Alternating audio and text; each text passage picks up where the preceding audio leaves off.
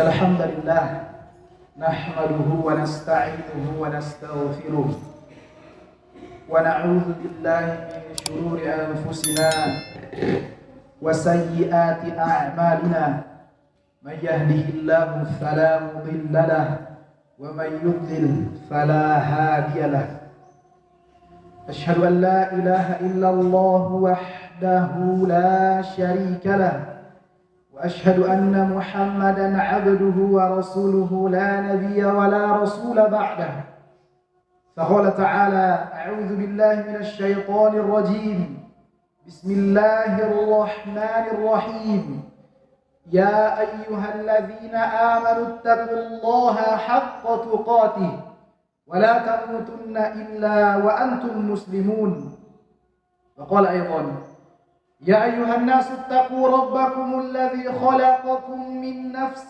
واحدة وخلق منها زوجها وبث منهما رجالا كثيرا ونساء واتقوا الله الذي تساءلون به والأرحام إن الله كان عليكم رقيبا صدق الله العظيم وقال النبي صلى الله عليه وسلم الدين النصيحة أما بعد. Sidang jamaah Jumat rahimani wa rahimakumullah. Yang pertama dan yang paling utama, kami selaku khatib mewasiatkan wasiat terbaik, wasiat terindah, yakni wasiat ketakwaan. Mari kita senantiasa selalu mengupgrade, menambah, memperhatikan, memperbaharui rasa takwa kita kepada Allah Subhanahu wa taala jalla wa ala. Karena sesungguhnya begitu banyak janji Allah Subhanahu wa taala kepada orang-orang yang selalu istiqamah, konsisten di atas takwa sampai akhir hayat menjemputnya. Salah satu janji yang indah itu Allah Subhanahu wa taala abadikan dalam surah Al-Hijr di ayat 45 dan 46. Innal muttaqina fi jannatin wa 'uyun udkhuluha bisalamin aminin. Orang-orang yang bertakwa tempat kesudahannya kata Allah Subhanahu wa taala adalah di dalam surga, di dekat sungai-sungai yang indah. Kemudian yang paling indah dari berita ini adalah Allah Subhanahu wa taala tabaraka wa taala yang akan langsung berseru kepada mereka, udkhuluha bisalamin aminin. Masuklah ke dalam surgaku dengan penuh kesejahteraan dan keamanan. Dan juga ketakwaan adalah identitas sebagai orang-orang yang menyandang predikat terbaik di muka bumi ini. Inna akramakum indallahi atqakum. Orang yang paling mulia, orang yang paling direken di hadapan Allah Subhanahu wa taala adalah mereka yang paling bertakwa. Salawat dan salam terhantar, terhatur indah, terucap indah sebagai konsekuensi ittiba' kita kepada Nabiullah Muhammad sallallahu alaihi wasallam. Yang dimana beliau pernah bersabda, "Man shalla alayya salatan wahidah sallallahu alaihi asyra." Barang siapa yang bersalawat kepadaku, kata beliau, sebanyak satu kali sahaja, maka Allah dan para malaikatnya akan bersolawat memberikan keselamatan. Satu kali solawat dibalas dengan 10 kali. Apatah lagi kalau kita bersolawat 2 kali, 3 kali dan seterusnya. Sidang jamaah Jumat rahimani wa rahimakumullah. Rasulullah sallallahu alaihi wasallam pernah menasihati seseorang yang dimana hadis ini sahih yang disahihkan oleh Syekh Albani. Kemudian derajat hadis ini adalah hadis yang sahih yang diriwayatkan oleh Imam Al-Hakim. Oleh Rasulullah sallallahu alaihi wasallam, "I'tanim khamsan qabla khamsin." Jagalah 5 perkara atau jagalah 5 sesuatu ini atau jagalah 5 hal ini sebelum datangnya 5 hal juga. Apa itu jamaah sekalian? Yang pertama adalah syababaka qabla haramika. Masa mudamu sebelum datang masa tuamu. Masa muda identik dengan power kekuatan, identik dengan masa yang bugar, identik dengan masa yang fresh.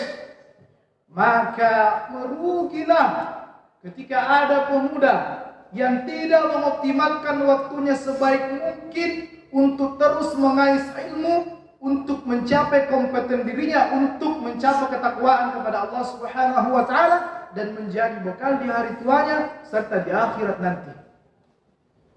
Karena jamaah sekalian sangat identik ya, pemuda ataupun orang yang masih muda ini dengan semangat, dengan hirsun, dengan hamasah. Maka kata Rasulullah sallallahu alaihi wasallam sangat wajar bahwa jagalah, artinya di sini iltanim adalah manfaatkan sebaik-baiknya masa mudamu sebelum masa tuamu. Karena kodrat yang pasti, sesuatu yang pasti, ketika Allah Subhanahu wa taala memberikan kita umur yang panjang sampai di hari tua, maka kita akan melewati masa muda dulu. Maka kami berpesan kepada diri kami sendiri, terkhusus kepada seluruh jamaah, bahwa mari kita memanfaatkan waktu muda kita sebaik-baik mungkin untuk terus belajar, untuk terus beramal. Kemudian wasiat kedua dari hadis yang mulia ini adalah wasihhataka qabla saqamik. Sehatmu sebelum datang sakitmu. Ini ada pernah juga ya hadis dari Rasulullah sallallahu alaihi wasallam yang diriwayatkan oleh Imam Bukhari wa ghairu dzalik, ni'matani maghbunun fihi ma katsirun minan nas, as-sihhat wal faragh. Ada dua nikmat yang kadang membuat manusia ini tertipu atas nikmat itu. Masya Allah, ternyata tidak semua nikmat itu indah. Ketika mungkin kita berpikir kenikmatan, ya sontak mungkin kita berpikir kenikmatan itu adalah sesuatu yang indah, sesuatu yang nyaman, sesuatu yang membahagiakan. Tetapi mari kita jadikan hadis ini sebagai motivasi besar bahwa ada dua kenikmatan yang menipu. Dijelaskan oleh para ulama, menipu artinya di sini banyak orang yang rugi atas nikmat ini. Apa itu? As-sihah, nikmat sehat. Bagaimana bentuk kerugiannya? Tidak mengoptimalkan dirinya bertakarruf kepada Allah Subhanahu wa taala di waktu sehatnya. Nanti dia sakit baru mengatakan, "Ya Allah, sembuhkan aku ya Allah, isfi mardona." Angkat penyakit kami ya Allah, niscaya ketika kami sembuh, kami akan mengoptimalkan ibadah kepadamu. Masya Allah, ketika dia sembuh kembali lagi. Ya, maka sesungguhnya orang-orang yang seperti adalah orang-orang yang merugi atas waktu sehat. Dalam hadis yang lain, kata Rasulullah sallallahu alaihi wasallam, "La tazulu qadama 'abdin yaumal qiyamah hatta yus'al." Kaki-kaki kita ini tidak akan beranjak di hadapan Allah Subhanahu wa taala sebelum kita ditanya beberapa hal. Salah satunya adalah an umrihi fima afnahu. Waktu luangnya, umurnya yang panjang, kesehatannya bagaimana ia habiskan. Mulut kita dikunci, jamaah sekalian. Dikunci rapat-rapat. Yang berbicara adalah alam dan anggota badan kita. Bagaimana persaksian mereka? Apakah betul kita diberikan umur yang berpuluh-puluh tahun? Apakah betul di umur yang berpuluh-puluh tahun itu berpuluh-puluh ribu amalan kebaikan kita juga? Atau jangan sampai kita selalu menyia-nyiakan waktu yang diberikan Allah Subhanahu wa ta'ala. Kemudian yang ketiga adalah wa ghinaka qabla faqrika. Masa kayamu atau engkau memiliki harta yang lebih qabla faqrika, sebelum itu habis, sebelum engkau jatuh miskin. Maka jemaah sekalian, betapa banyak ayat Allah Subhanahu wa ta'ala dalam ayat suci Al-Qur'an yang mengingatkan, memerintahkan kepada kita untuk membelanjakan sebagian harta kita di jalan Allah Subhanahu wa ta'ala. Wa anfiqu mimma razaqnakum min qabli ayyatiya ahadakumul maut. Kata Allah Subhanahu wa ta'ala dalam surah Al-Munafiqun di ayat 10. Ngeri sekali ayat ini jamaah sekalian. Kata Allah Subhanahu wa ta'ala, berinfaklah kalian sebelum datang kematian. Ada apa? Sesungguhnya orang-orang yang menyesal nanti, orang-orang yang enggan mengeluarkan sedikit saja hartanya di jalan Allah Subhanahu wa taala. Fayaqulu rabbi laula akhartani ila ajalin qarib fa'asaddaqo ya Allah. Niscaya mungkin ketika engkau menangguhkan ajal kami, niscaya kami akan bersedekah. Niscaya kami akan berinfak, bersedekah, mengeluarkan ta'awun sesama. Maka orang-orang seperti adalah orang-orang yang memiliki dan merasakan penyesalan. Maka mari kita indahkan wasiat hadis dari Rasulullah sallallahu alaihi wasallam ini, wa ghinaka qabla faqrika. Karena sesungguhnya sedekah dapat menolong kita, jamaah sekalian. As-shadaqatu burhanun, dalam sebuah hadis yang lain. Sedekah adalah sesuatu yang nyata. Sedekah adalah penjelas keimanan kita. Kita mengaku beriman, kita mengaku sholat, tetapi kita enggan bersedekah, kita enggan mengeluarkan harta kita. Mari jamaah sekalian, ya, di bulan Rajab ini, ya, ulama mengatakan adalah syahruz zara', adalah bulan untuk menanam. Mari kita menanam sebanyak-banyaknya. Ya, kita menanam saham sebanyak-banyaknya, sehingga ketika masuk bulan Sya'ban kita sisa menyirami, dan bulan Ramadan kita menuai. Ya, kita menuai apa yang telah kita tanam. Mari kita banyak-banyak bersedekah. Jangan selalu kita menunggu disedekahi. Ya, jangan selalu kita menunggu untuk dikasihani, diberikan. Mari sekali-kali kita memberikan. Begitu banyak orang-orang di luar sana, di pinggir-pinggir jalan sana yang sangat membutuhkan daripada kita. Mari kita hadirkan hati kita. Kita menanam sebanyak-banyaknya amalan yang baik di bulan Rajab ini, sehingga betul-betul di bulan suci Ramadan kita menuai kenikmatan, kita memanen hasil yang baik. Karena begitu banyak, nanti orang mulai menanam, nanti orang baru serius, nanti orang memunculkan power ibadahnya ketika satu Ramadan. Makanya banyak buah yang busuk, ya, buah yang busuk yang ia tuai karena tidak cukup umurnya buah itu sampai masak, kemudian dia petik. Ketika kita insya Allah di bulan Rajab ini, kita optimalkan diri kita, waktu kita beribadah, kita tambah sedikit kualitas ibadah kita, maka insya Allah di bulan Sya'ban kita sisa menyirami, dan di bulan suci Ramadan kita akan tuai insya Allah. Kemudian, wa faraghaka qabla syaghlika. Faraghaka qabla syaghlika. Masa luangmu sebelum datang masa sibukmu. Nanti kita akan sibuk, jemaah sekalian. Ketika kita sudah punya istri, punya anak, bahkan punya cucu, sibuk sekali kita. Ya. Maka dari itu sebelum kita sibuk, mari kita optimalkan diri kita. Kita terus mengupgrade diri kita kepada Allah Subhanahu wa taala, terlebih lagi rasa takwa kita.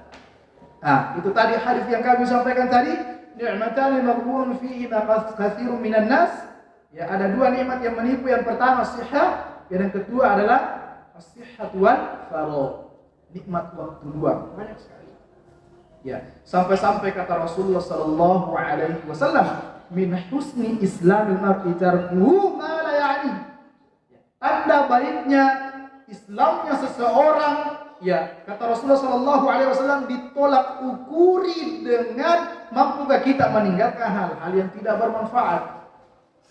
Begitu banyak masa luang kita. Maka betulkah di 24 jam sehari semalam ini lebih berat, lebih banyak, lebih sering kita mentadabburi Al-Quran dibanding mentadabburi gadget? Waliyadzubillah. Kita tidak tahu kapan akhir hayat menjemput kita. Kita tidak tahu kapan kita sakit. Kita tidak tahu, ya, apakah Allah menyampaikan umur kita sampai 80-90 tahun. Yang kita tahu saat ini kita masih bernafas menumpang di buminya Allah Subhanahu wa taala. Seharusnya kita mengoptimalkan fasilitas yang ada untuk bertaqarrub kepada Allah Subhanahu wa taala. Ya. Innallaha yuhibbut tawwabin wa yuhibbul mutatahhirin. Allah Subhanahu wa taala tidak pernah mengatakan aku mencintai orang-orang yang tidak pernah salah, aku mencintai manusia yang suci. Enggak. Tetapi apa kata Allah Subhanahu wa taala? Allah Subhanahu wa taala mencintai orang-orang yang selalu mengupgrade diri, orang-orang yang selalu bermuhasabah, dan orang-orang yang selalu berusaha bertaubat sebelum akhir hayat menjemputnya. Semoga Allah Subhanahu wa taala di balik doa-doa, usaha, ikhtiar kita, Allah Subhanahu wa taala berkenan memberikan waktu yang terbaik kepada kita, memanjangkan umur kita dalam rangka kita terus memperbaiki diri kita, karena kita yakini kita semua punya dosa, dan yang kita yakini pula sampai sekarang kita tidak bisa mengira-gira, kita tidak bisa menghitung berapa jumlah dosa kita, dan kita tidak bisa memastikan banyak mana dosa kita dibanding amal kebaikan kita. Semoga saja sebelum Allah Subhanahu wa taala memanggil kita, sebelum Allah Subhanahu wa taala mematikan kita, kita ditakdirkan untuk menjadi orang-orang yang memiliki amal kebaikan yang lebih berat timbangannya dibanding amal keburukan kita. Barakallahu li wa lakum fil Qur'anil azim wa nafa'ni wa iyyakum bima fihi minal ayati wa dzikril hakim. Aqulu qouli hadza wa astaghfirullaha li wa lakum innahu huwal ghafurur rahim.